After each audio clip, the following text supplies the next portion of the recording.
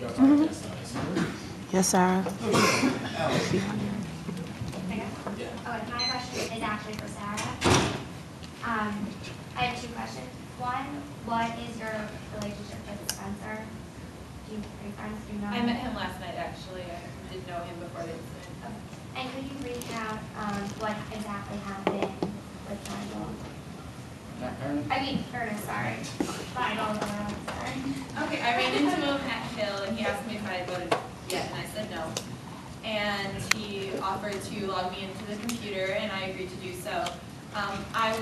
I had met him before. I was friendly with him, so I guess that might have indicated that perhaps I was intending to vote for him, but I never explicitly said so. And I guess the main principle of why I decided to lend my testimony to this case was not anything personally against Ernest, but rather just the principle that I wasn't able to have privacy or perform the act of casting my ballot myself. He clicked submit for me, he clicked his name. So he clicked his name. Yeah, that was what made me think that it was worth getting involved in Right. this. And Ernest is that what happened? I'm denying that. That's Or false. not? And do I? Okay. I'm denying. Ernest, what's your witness's name? My witness name is Lincoln. Were you there when either of the alleged tampering took places with either of these two witnesses? No, sorry, I wasn't there, but I've been with him for like other cases. I just want to walk through some things for you. First, I just want to confirm, you said that by agreeing to use your laptop and by logging in front of you, you assumed that the voter in question was supporting your candidacy. You said that earlier, I just want to confirm. Well, basically, I give them a flyer in advance. And I give them a flyer in advance, asking them in advance to go to this website. And basically, they support. If they confirm that they want to vote for me, that's when I allow them to. None of these following witnesses had said that they were not interested in voting for me. Oh, I understand. My question isn't, did they say they weren't interested? My question is only, did you make the assumption that by using your laptop and logging in front of you, that they were for you?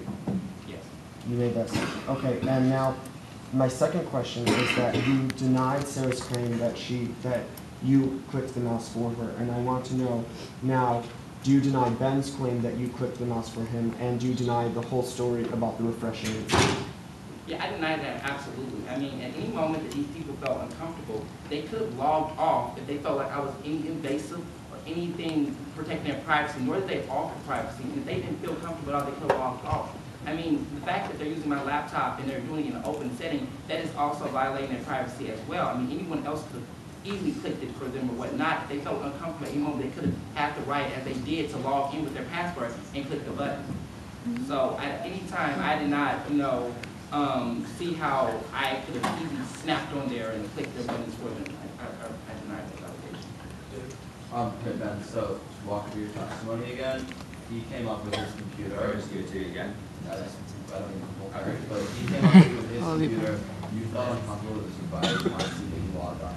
Well, I want to vote, so he called for me to place to vote. I'm lazy, I'm not gonna to be back home, so I logged on to vote. Just want to clarify. Yeah, I logged on to vote, and I want to do it in a public place. I asked him, can you please not look while I'm voting? I want a closed ballot. And yeah, so he says I didn't ask for privacy, but I asked. So at that point, when you felt uncomfortable, was there a reason why you didn't just put out the browser and go? I didn't think that he would actually have the chutzpah to take.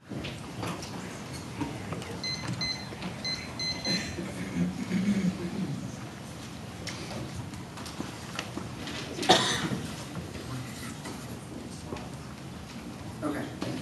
Good afternoon, everyone. I sincerely appreciate your cooperation and attendance here, and to all my surrogates who stand behind me today. I also want to show gratitude to the NEC, the Daily Pennsylvania, and Under the Button, and the University of Pennsylvania for upholding the constitutional right to a fair and speedy trial. I recognize the point of view of the plaintiff in this case, but I disagree and deny the allegations presented and all considered witnesses present to the defense of Mr. Spencer Penn. I would like to provide my account of the story and supporting evidence to my claim.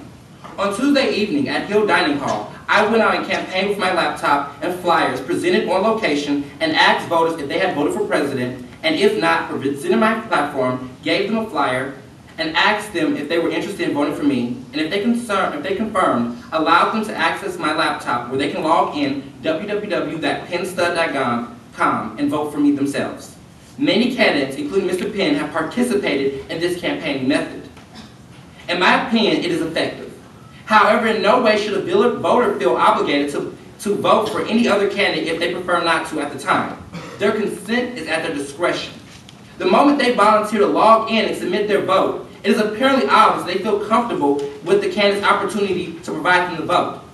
It is alleged by Mr. Ben Guzik and other witnesses, including Spencer Penn, who was never actually present to witness any of these alleged offenses, that I improperly helped candidates use the online voting system, which is a violation of 7G, which states that tampering or attempting to tamper with the online voting system and any other process or system deemed important to election systems will result in disqualification. I deny the claim that I clicked for them because they all had the opportunity to log in and use the keypad to submit themselves and even log off afterwards. All I did was touch the screen of the laptop and show them where they can vote for president at. At this point, the other candidates' names appears, and I point to the screen and offer them to vote for my name without touching the keypad. At that point, they can choose to pick any name, any other name. In these instances, after logging to my computer and saying they choose to vote for me, they have created confirmation they are comfortable with the legal guidance, and by acknowledging this, they have personally made the choice of voting for me by clicking the submit voting button themselves.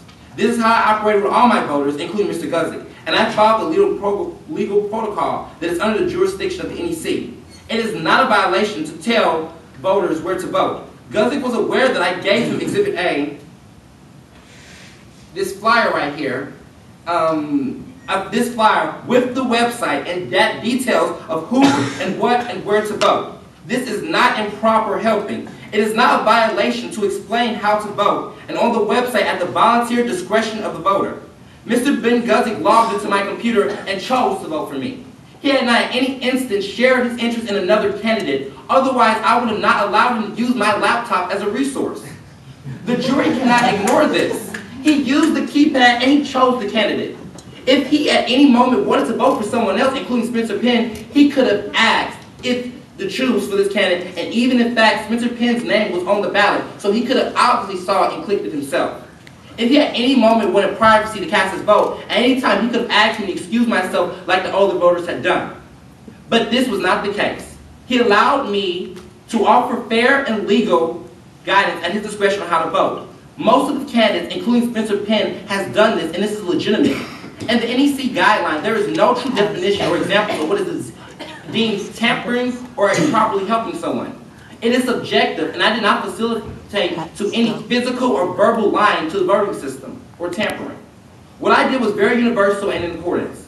Offering to tell a candidate my name to vote for is campaigning. This is not tampering or attempting to tamper with. As far as the general claims are, one cannot deny the facts. Unlike the other cases we have seen, tangible evidence has been submitted and eyewitness accounts have been stated for the plaintiff. Mr. Penn is basing his entire case on hearsay of these witnesses. He is not verified, nor have these witnesses been able to provide substantial, tangible evidence to justify their claim. In other words, it's their word against mine. Wow. In my opinion, it would be unjust for the NEC to disqualify a candidate based on this case supported by absolute hearsay, which is, in this case, the situation at hand. Anyone can get up here and state that a candidate did something and lie if it's judged plausible. But plausible hearsay stories are not how judicial system determines violations. Never in the history of the current legal system has one been found guilty based on hearsay alone. I hope that the NEC does not become the first to do such.